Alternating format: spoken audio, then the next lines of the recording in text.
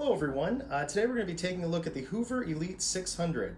Now I've owned many Elites over the years, and I've given away a bunch of them to friends who needed vacuums and things like that, and I still own a few of them, and this one is actually on its way to a new home, so hopefully it's off to a happy owner. But I wanted to take a quick look at it before I packed it up to ship it off. I really like this vacuum. I prefer the earliest Hoover Elites. In my opinion, I like the soft bagged ones that don't have onboard tools, and I prefer the 5-amp models because those are the quietest Hoover Elites.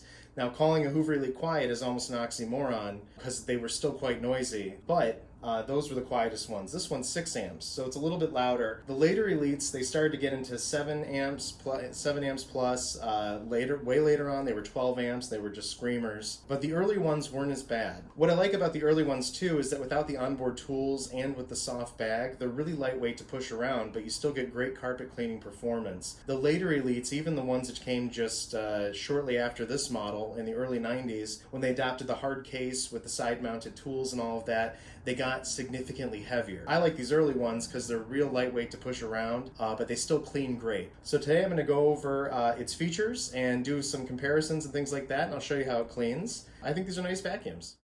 According to the info sticker, this is a Model U4473. This Elite was manufactured in April of 1989, and it was made in North Canton, Ohio. When this Hoover was manufactured in 1989, I would still consider this one of the more deluxe Hoover Elites. They sold these in a broad range. Some of them had really stripped down features, but this one I think is one of the more deluxe ones. And one of the indicators of that, this has a 4-position height adjustment. Some Elites didn't have a height adjuster at all, and they just sat on top of the carpeting like a Panasonic or something. This one has a 4-position height adjustment, so you can safely use this on all types of carpeting, from patio carpeting and Berber up to shag rugs. And to adjust the height, you have to have the vacuum tipped back slightly, and you just slide it. It goes all the way up to shag. These used large top fill bags that they first started using on the Hoover convertibles and Hoover Concept 1s in the 70s. They're called Hoover Type A bags. And this particular one, these aren't too easy to find, but this is a genuine Hoover Type A HEPA bag. And you can get HEPA bags for them, but they're not too easy to find, which is a shame because I would totally stock up if I could buy a bunch of them. But they fit really easy. There's a cardboard collar that you just wiggle on at the top here, and then these bags hold a ton of dirt before they need to be changed. With the Elite, Hoover went all out to save on manufacturing cost and to cut down on weight, really to trim the fat.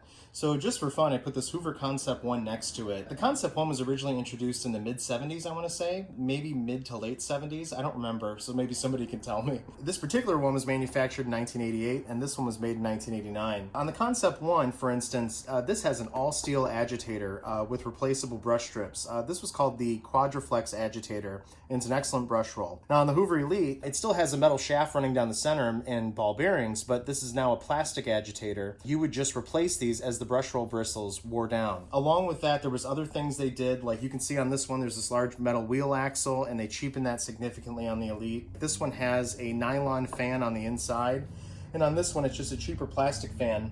Fixing vacuums back in the day, I personally never saw a Concept 1 fan break. The nylon fans were really durable. They would get chewed away and the vacuums would get noisy, but I personally never saw one break.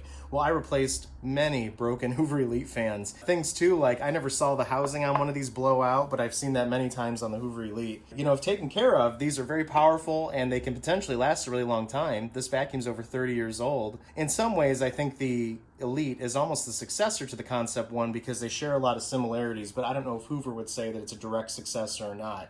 In fact, they were sold at the same time for a little while, and there were final variants of this, like the Power Max and things like that, and the Power Drive model that was still being sold while the Elite was being sold. They have a lot of striking similarities, but Hoover definitely cheapened this one quite a bit to save on manufacturing cost and to cut back on weight. Speaking of weight, weighing just over 12 pounds, this early Elite is very lightweight for a full-size upright, quite a feat for Hoover at the time. Compare that to the Concept 1, which weighs just over 19 pounds. At just over 1.5 pounds, the handle weight in use is also very light, so it's lightweight to push around and not too heavy in the hands. Not a quiet machine, the 6-amp Elite produces around 90 decibels in noise. I do prefer quieter vacuums, but that wasn't a priority for Hoover when this vacuum was manufactured.